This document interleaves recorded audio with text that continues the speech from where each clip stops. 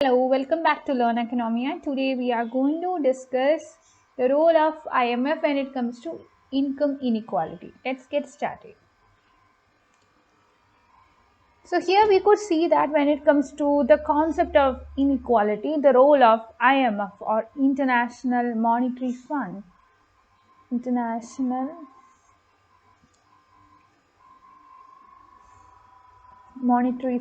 is something which is very important. So it will be taking into consideration the various economic policies across the globe.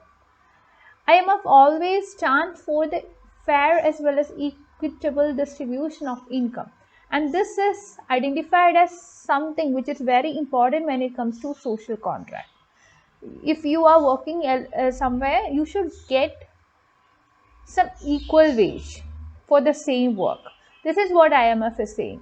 If we are paid unequally for equal work, that is a bad thing. That shows a problem of inequality with respect to income. When it comes to macroeconomic policy, IMF always believes that this has got some significant effect on income distribution. And what are the basic macroeconomic policy that IMF was considering? These are some tax and expenditure policies of the government.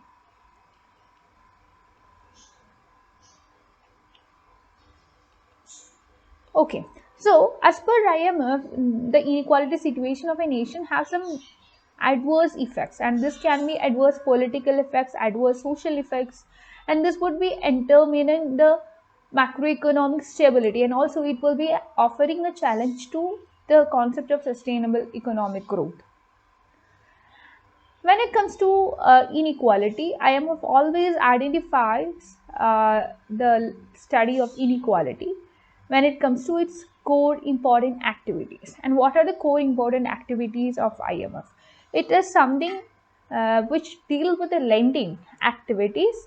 So lending activities is very important when it comes to IMF. And why it is lending? It is lending to support some macroeconomic adjustment programs. And also when it comes to some macroeconomic surveillance based aspects, including something which is related to the policy analysis, IMF has a role.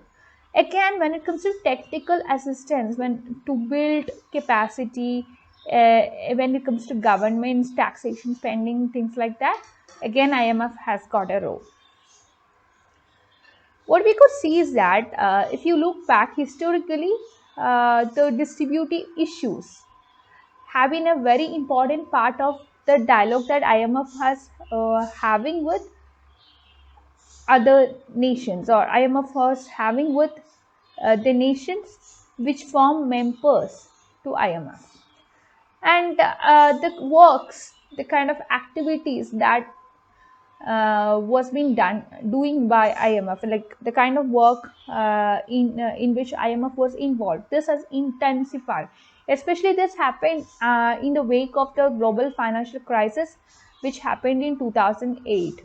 In 2008 the world was gripped into a crisis, and we call it as the great financial crisis, or we call the financial crisis of 2008.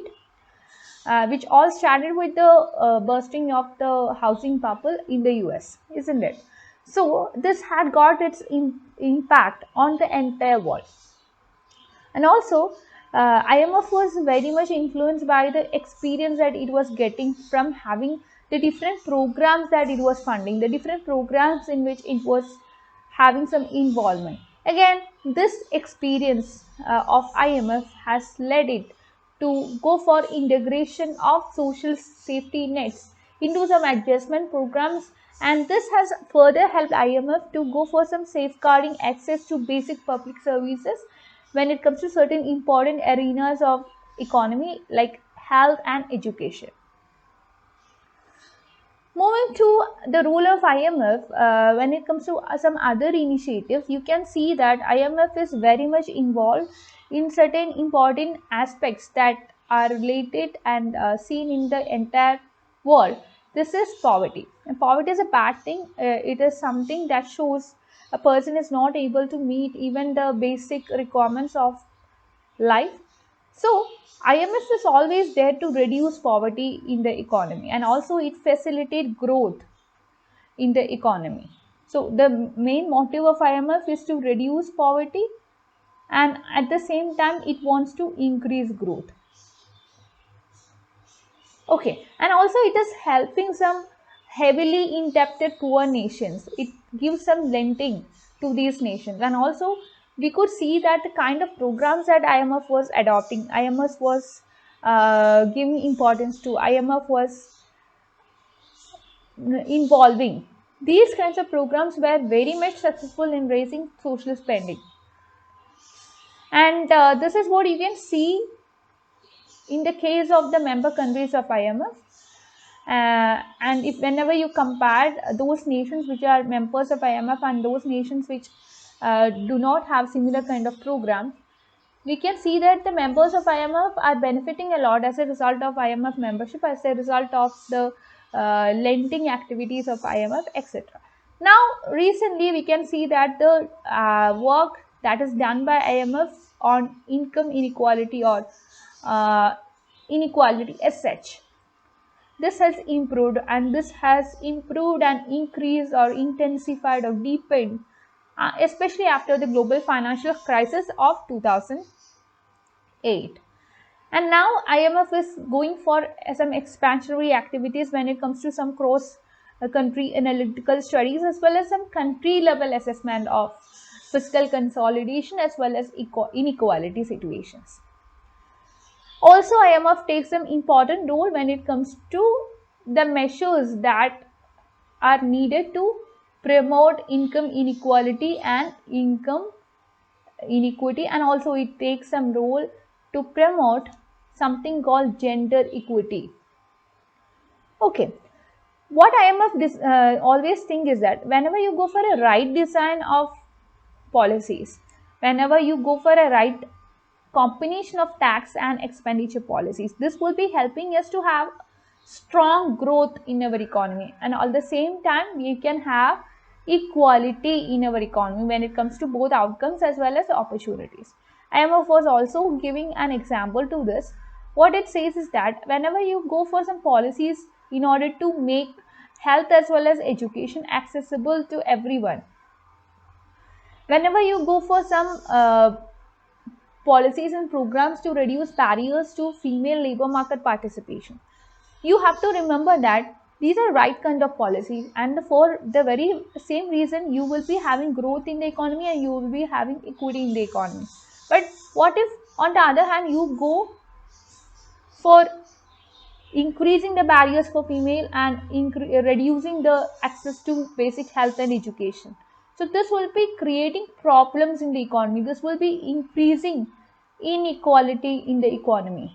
So this is something that we have to consider. Whenever you go for policy mix, we have to see where to increase spending, where to increase tax, where to reduce spending, where to reduce tax, things like that. Now, in the design of something of fiscal consolidations, as per IMF, you can have a wider options. Okay, and whenever you have wider options, these wider options will be helping us. So, whenever options get wider, this will help us to reduce the fiscal deficit, budget deficit, without increasing the problem of inequality situation. And as per IMF, this would include some measures that can be there to increase revenues from taxes, as well as we can have some targeted reduction when it comes to social benefit. Why are we going for targeted reduction? The people who actually deserve to get the benefit should get the benefit. But what about others? If government is having less fund with its hand, then it has to go for targeted policies, targeted measures. This is very important, so that the person who will be deserving to get the benefit will be getting, and the person who do not deserve to get the benefit will not be getting the benefit. Okay, and also the IMF was saying, like what you have in BPL, APL kind of classification. BPL kind of classification is something, BPL APL kind of classification is made by the government in order to go for some targeted schemes, like those schemes which are targeting the BPL category will not be covering the APL group. This is a targeted kind of benefit flow to BPL. Okay. So IMF was also saying about the measures that it could take for attaining equity, efficiency, etc. whenever it goes for some fiscal consolidation packages. And what IMF believes is that it will be continuing to strengthen all the works that it has been doing right now, especially when it comes to some analytical work on income distribution issues. It will be working in an in-depth manner. It says that it goes for some cross-country analysis when it comes to different aspects of macroeconomic policies as well as different aspects of income distribution.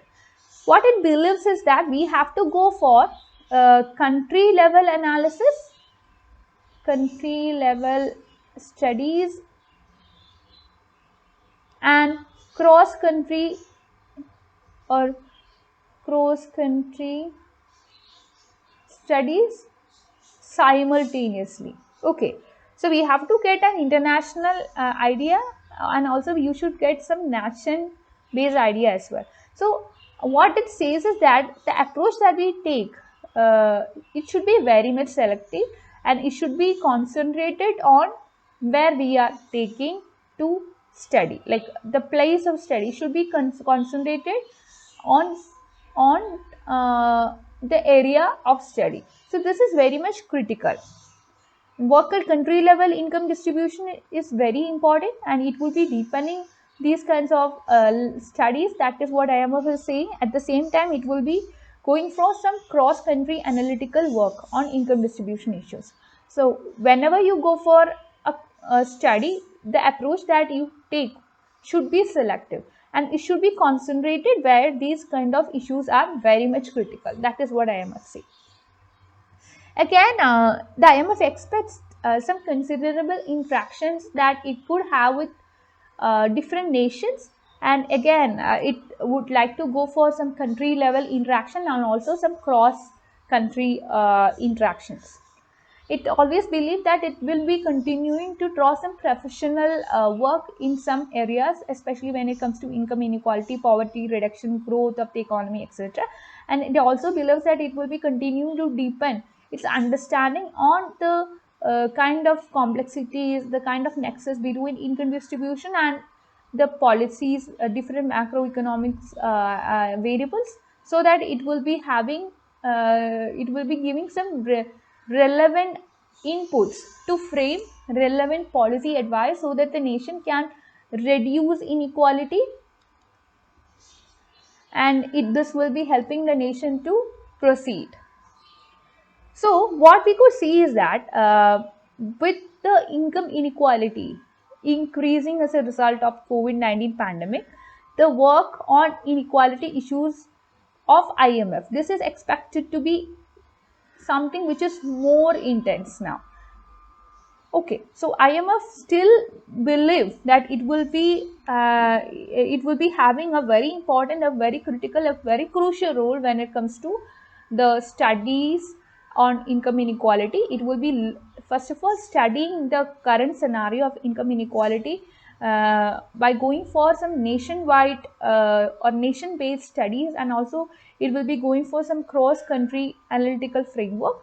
And by having these, it will be getting an entire picture on how income inequality, how different forms of inequality, how growth, how poverty, etc. are prevailing in different nation. And also, since it is going for a cross nation analysis, it can go for a comparative approach, which will be helping IMF to arrive with a complete data set regarding the kind of situation that is prevailing in our economy, in our world.